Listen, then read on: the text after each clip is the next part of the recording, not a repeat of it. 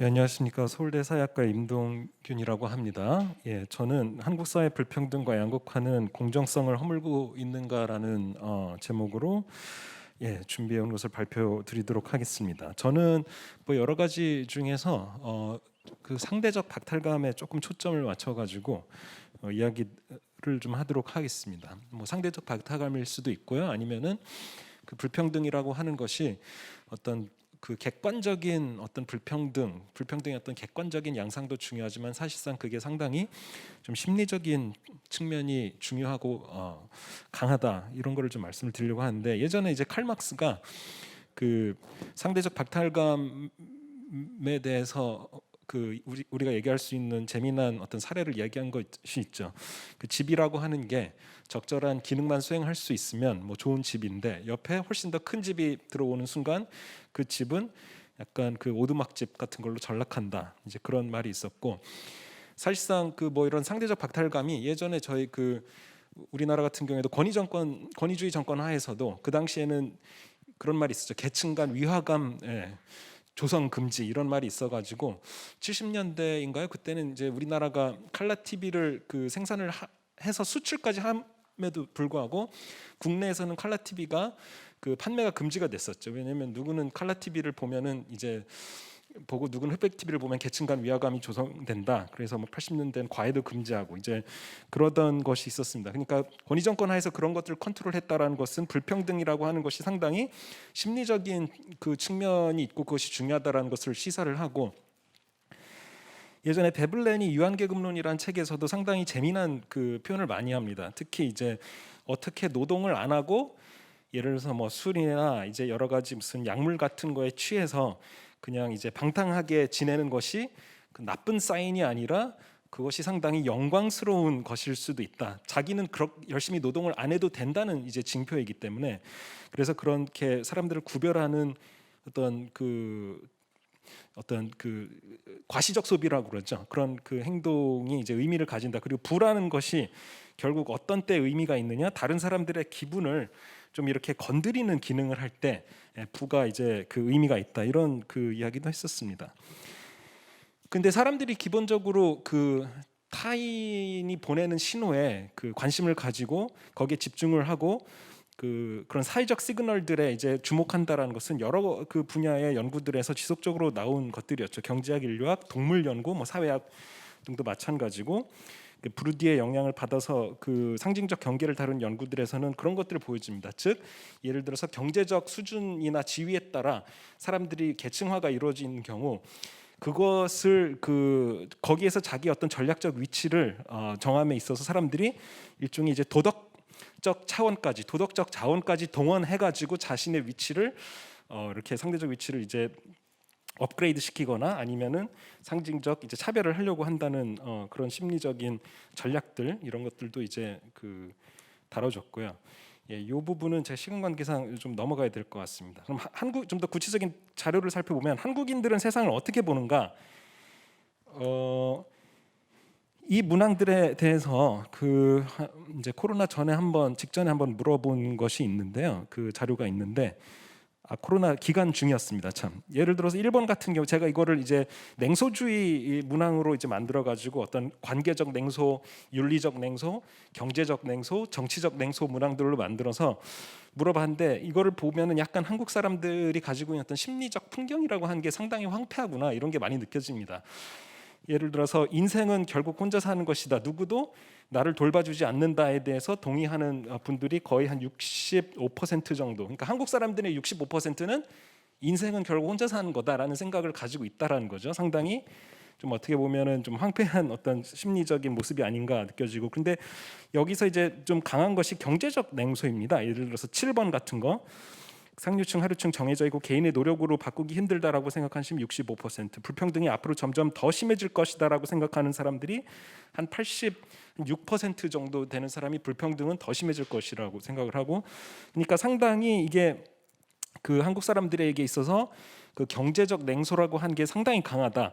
그 11, 12는 이제 정치적 냉소거든요. 이제 정치적 냉소 또한 상당히 강한 것으로 나타납니다. 그래서 이게 뭐 경제적 경제적인 측면에 있어서의 불공정성이 있다고 했을 때 그거를 정치로서 좀 해결할 수 있지 않을까라는 우리가 희망을 가질 수도 있는데, 사실 정치에 대한 냉소까지 이제 같이 가면서 정치에 대한 냉소, 경제적인 냉소가 일종의 어떤 그 뭐 듀얼 냉소라고 해야 되나, 트윈 냉소라고 해야 되나, 그것으로 이제 사람들의 길을 꺾는 그런 측면이 있는 것 같은데, 그 과정, 그 와중에 또 한국 사람들 사이에서의 관계적 냉소까지 껴버리니까 그 한국의 사회를 지배하는 어떤 지배적인 분위기라고 하는 게 상당히 어떤 끈끈한 연대감이 아니라 서로 어떤 차가운 감정, 공격적인 감정, 이런 것이 좀 그 사회 전체적으로 퍼져 있을 수밖에 없지 않나, 이제 이런 생각을 좀 했습니다.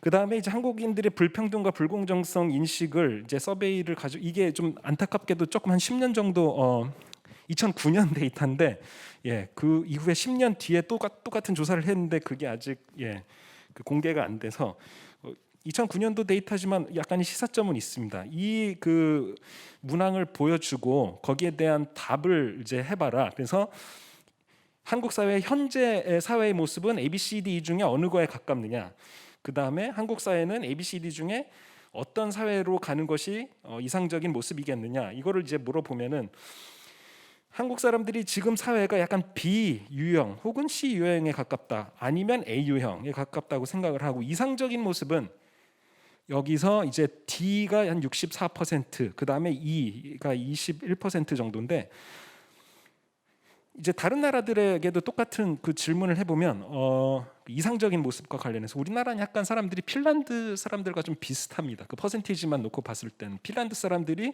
이상적으로 생각하는 것과 비슷한 그 유형을, 계층화 유형을 좀 선호하는 것 같은데, 약간 두 가지 정도 또 특성이 있습니다. 우리나라는 그 D를 많이, 우리나라 사람들은 상대적으로 유형 D를 많이 고릅니다. 중간이 뚱뚱하고 위아래로 이렇게 이렇게 일종의 마름모처럼 생긴, 그리고 E를 고르는 사람은 상대적으로 좀 적습니다. 그러니까 뭐냐면은 그 D 정도로 어느 정도 그 평등이 이루어져야 되는데 ABC가 아니라, 그렇다고 E까지 가는 거에 대해서는 거부감을 좀 이제 보이는 겁니다. 그래서 많은 다른 나라들이 D가 좀 적은데, 또 반면에 E가 한국보다 높은 나라들이 좀 그 많은 것을 제가 발견했습니다. 여기서 나타나는 한국인들의 어떤 심리라는 건 뭘까? 약간 평등 지향적이긴 한데, 그러니까 D랑 E를 고르는 사람들의 퍼센티지는 상대적으로 크긴 큽니다. 그런데 E까지 가는 건 싫어하고 D 정도를 이제 그 이상적인 모습으로 생각을 한다. 그래서 약간 이제 그 평등은 지향은 하지만은 약간 과도한 평등은 우리가 가서는 안 된다라고 하는 약간 심리적 저항 같은 게 있는 걸로 보이고요. 예를 들어서 뭐 이 문항 같은 걸 보면은 그 보상이 분배될 때 1, 2, 3 중에 어떤 원칙을 얼마만큼 적용을 해야 되느냐, 합쳐서 100이 되도록. 그러면 1번은 이제 우리가 분배 정의를 할 때 1, 2, 3의 원칙이 각각 다른 원칙인데, 1번은 이제 그 노력 대비 보상, 이건 혹은 그 능력주의라고도 할 수 있고요. 2번은 무조건적인 평등, 3번은 이제 필요한 사람에게 가장 많이 주는 거, 세 가지 다른 원칙인데, 한국 사람들이 이게 합쳐서 100이 나와야지 설문이 다음 단계로 넘어가거든요. 그렇게 강제로 이렇게 100이 되게끔 하면 사람들이 이게 좀 그 가장 이렇게 보여드리는 게 최선인지는 모르겠지만은 요약을 해보면 이렇게 나옵니다. 사람들이 기본적으로, 한국 사람들은 노력이나 투자에다가 가장 큰 숫자를 쓰고, 대체적으로는 그 다음에 그냥 이퀄리티, 이제 모두 똑같이 분배를 해줘야 된다. 가장 마지막으로 어려운 처지에 있는 사람들에게 이제 자원을 줘야 된다. 이렇게 순서대로 나오는 것을 이제 보았습니다. 그래서 한국 사람들 어쨌든 이제 해외랑 좀 비교를 해봐야 되긴 하겠지만은, 어쨌든 간에 한국 사람들이 앞서 약간 이런 거랑 일맥상통하는 점이 있는 것 같습니다. 평등을 지향은 하지만 약간의 거기서 이제 공정성 개념을 좀 머릿속에 강하게 가지고 있는 게 아닌가, 그런 생각이 들었고요. 상대적 박탈감은 이제 이 5가지 문항으로 측정을 해봤습니다. 5가지 문항으로 이제 점수를 만들어 가지고 여러 분석을 해봤는데, 일단 상대적 박탈감이 높을수록, 그 높은 사람들일수록 사회적 신뢰가 낮게 나오는 것을 발견을 했고요. 사회적 신뢰가 낮다라는 것은 다른 여러 가지 사회적 태도의 지표가 전부 다 안 좋을 가능성이 높다는 것을 의미합니다.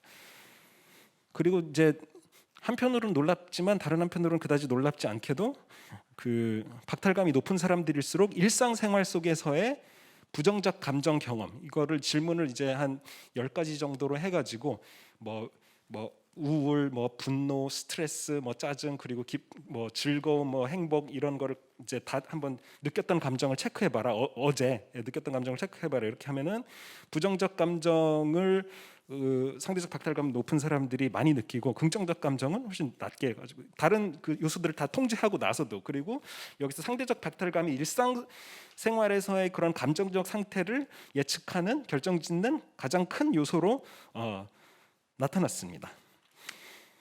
그리고 이제 한국 사회 공정성 인식, 한국 사회가 얼마나 공정하다고 생각하느냐에 있어서 간단하게 이제 살펴본 분석 결과에 따르면은 가구 소득 자체가 공정성 인식을 곧바로 결정짓지는 않더라고요. 가구 소득이 사람들의 상대적 박탈감 수준을 결정짓고, 그 그렇게 정해진 상대적 박탈감이 공정성 인식에 영향을 미치는 그 일종의, 그러니까 상대적 박탈감이 중요한 어떤 매개 요인이 되는 거죠. 가구 소득 자체가 공정성 인식을 곧바로 결정짓는 건 아닌 것 같습니다. 그래서 상대적 박탈감이 일어나는 어떤 맥락이 무엇일까, 이런 것들이 좀 중요할 것 같다는 생각이 들었습니다. 그리고 상대적 박탈감이 앞서 이제 보여드렸던 한 12개였나요? 그 여러 가지 냉소주의 관련된 문항들이 있었는데, 그 냉소주의 문항들 대부분을 전부 다 상대적 박탈감이 높은 사람들은 전 영역에 있어서 다 냉소적이게 되는 걸로 나왔습니다. 상대적 박탈감이 높으면, 즉 경제적 냉소 당연히 높을 뿐만 아니라 관계에 있어서도 냉소적이고, 세상의 어떤 윤리나 가치에 대해서도 냉소적이고, 전반적으로 모든 게 사회적 냉소가 강해지는 것으로 나타났고, 그 효과가 상당히 큰 것으로 나타났습니다. 그 밖에 이제 여러 다른 그 조사들이 있는데요. 뭐 2019년 한국 사회 공정성 조사 이런 거를 살펴보면, 역시 이제 개인들이 노력하면 상층으로 이동할 가능성이 얼마나 크거나 작다고 생각하느냐, 이거에 있어서 합치면 대략 60%의 사람들이 상향 이동 가능성에 대해서 부정적으로 이제 생각을 하고 있고, 자신이 하층으로 떨어질 그 위험에 대해서는 좀 더 높은 어떤 수치의 퍼센테이지 사람들이 부정적으로 생각을 하고 있는 것으로 나왔습니다. 한 73% 정도의 사람들이 자신이 하층으로 전락할, 생각해 보면 한국 사람들 중에 70 몇 %가 끊임없이 이제 하층으로 전락할 위험에 대해서 걱정하고 있다라는 거는 상당히 사회적인 어떤 사회의 어떤 기본 어떤 그 밑바탕이 되는 심리적 상태가 불안이라고 이제 할 수가 있다라는 거죠. 그래서 이제 가구 소득에 따라서 개인이 평상시 느끼는 어떤 울분의 정도 또한 이제 달라지고, 그런 울분이 높은 사람들은 세상이 공정하게 작동하지 않는다, 이러한 믿음을 가지게 되는 거죠. 그래서 어떤 한국 사회의 지금 같은 어떤 구조화된 불평등이나 그런 개인의 노력이 무효화된다고 생각하는 것들이 상당히 이제 사람들에게 울분을 쌓게 하는 것은 아닌가, 이렇게 생각을 할 수 있고, 뭐 지금까지 보여드린 분석 결과들을 요약을 해본다고 하면, 그 한국 사람들은 경제적 냉소가 상당히 높고, 상대적 박탈감이 높은 사람들은 일상생활에서도 부정적 감정을 주로 느끼고, 한국 사회가 불공정하다고 생각하고, 사회적 신뢰도 낮아지고, 여러 가지 측면에서 정치, 경제, 관계, 윤리 모든 측면에서 냉소적이게 되고. 근데 이제 코로나 기간을 거치면서 저희 뭐 아시지만 부동산이나 뭐 주식 이런 걸로 해서 이제 소위 말하는 불로소득 자본주의가 강화되기 때문에 따라서 이게 사회의 어떤 근간이 되는 노동이라고 하는 것의 의미, 이게 약간 무너지고 있다라는 또 생각이 듭니다. 사실 이게 단순한 문제가 아닌 게, 열심히 저희가 뭐 어렸을 때 배우는 뭐 개미가 왜 배짱이보다 더 훌륭한 곤충인지 등등에서 노동하고 일을 한다라는 것이 그 단순한 가치가 아니라 인간의 생애 과정 전반을 이끄는 하나의 어떤 윤리적 코드거든요. 성실해야 되고 열심히 해야 되고, 그만큼 그러면 대가가 올 것이고. 그런데 이러한 믿음 자체가 지금 총체적으로 이런 불로소득 자본주의의 심화로 인해서, 특히 코로나 기간 동안에 상당히 많은 사람들에게 영향을 미치고 있다, 이런 생각이 들었는데, 이 부분을 이제 해결하려면 이제 그동안 사실은 많은 그 이야기들은 나오긴 했습니다. 특히 이제 사회복지의 영역이 상당히 중요한데, 지금 우리나라가 이제 사회보험 위주로 이제 그 복지가 이루어져 있기 때문에 사회보험 시스템이 아니라 조세 기반 복지를 확충해야 되는 것이 이제 필요하고, 그래서 사각지대 어떤 부분을 이제 축소를 하고 사회 서비스 부분 같은 경우에도 이제 확대해야 될 필요가 있습니다. 예. 경험 연구들을 보면은 사회 서비스가 여러 가지 측면에서 좋은 성과를 가져다 준다. 근데 이제 증세의 문제가 있죠. 당연히 여긴 증세의 문제가 있고, 여기 이 부분에 있어서 다시 이것이 어떤 사회적 가치 지향이나 합의의 문제로 돌아간 것은 아닌가, 이런 생각이 들고, 또 그런 이제 그 어떤 제도적 장치를 통해서 뭐 사회적 어떤 안전망을 갖추고 불평등을 감소시킨다거나 뭐 이제 이런 것을 하는 것과는 별개로 좀 문화적인 차원에서 좀 바뀌어야 될 것들도 있을 것 같습니다. 그래서 만약에 어떤 사회가 모든 것들이 획일적으로 비교될 수 있는 사회에서는 사람들이 특히 원하는 것이 비슷할 때, 한국 사회는 사람들이 대체로 원하는 게 좀 비슷한 사회입니다. 그러다 보니까 원하는 게 비슷하니까 서로가 비교를 많이 하게 되고, 그것은 어떻게든 박탈감과 낮은 행복도로 이어질 수밖에 없겠죠. 그래서 어떤 구성원들이 각자 생애 과정을 어떻게 꾸려 나가든 서로가 서로에게 좀 무관심하고, 그래서 좀 타인의 시선으로부터 좀 자유롭고 가치 측면에 있어서 서로가